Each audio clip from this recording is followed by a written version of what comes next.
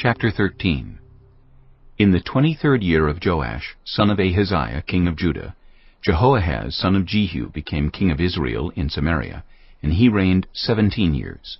He did evil in the eyes of the Lord by following the sins of Jeroboam, son of Nebat, which he had caused Israel to commit, and he did not turn away from them.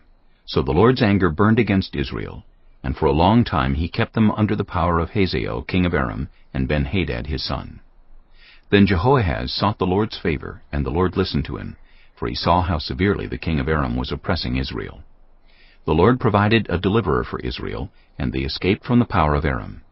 So the Israelites lived in their own homes as they had before. But they did not turn away from the sins of the house of Jeroboam, which he had caused Israel to commit. They continued in them. Also the Asherah pole remained standing in Samaria. Nothing had been left of the army of Jehoahaz except 50 horsemen, 10 chariots, and 10,000 foot soldiers, for the king of Aram had destroyed the rest and made them like the dust at threshing time. As for the other events of the reign of Jehoahaz, all he did and his achievements, are they not written in the book of the annals of the kings of Israel? Jehoahaz rested with his ancestors and was buried in Samaria, and Jehoash his son succeeded him as king. In the 37th year of Joash king of Judah, Jehoash son of Jehoahaz became king of Israel in Samaria, and he reigned 16 years. He did evil in the eyes of the Lord, and did not turn away from any of the sins of Jeroboam son of Nebat, which he had caused Israel to commit. He continued in them.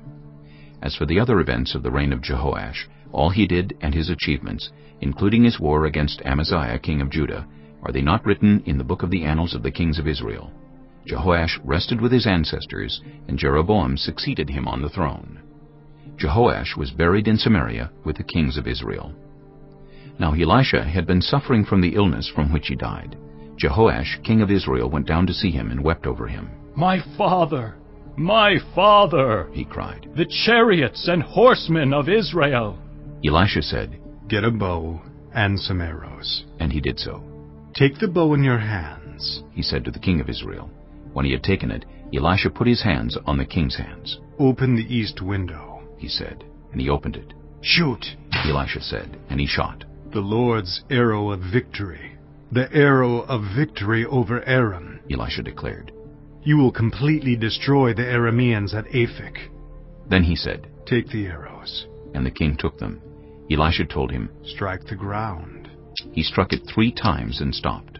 The man of God was angry with him and said, "You should have struck the ground 5 or 6 times.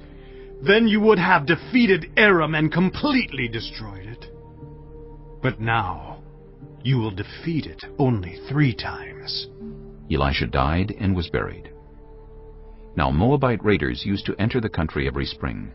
Once, while some Israelites were burying a man, suddenly they saw a band of raiders, so they threw the man's body into Elisha's tomb. When the body touched Elisha's bones, the man came to life and stood up on his feet. Hazael, king of Aram, oppressed Israel throughout the reign of Jehoahaz. But the Lord was gracious to them, and had compassion and showed concern for them, because of his covenant with Abraham, Isaac, and Jacob. To this day he has been unwilling to destroy them or banish them from his presence.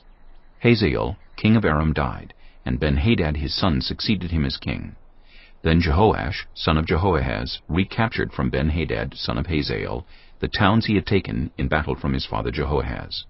3 times Jehoash defeated him, and so he recovered the Israelite towns.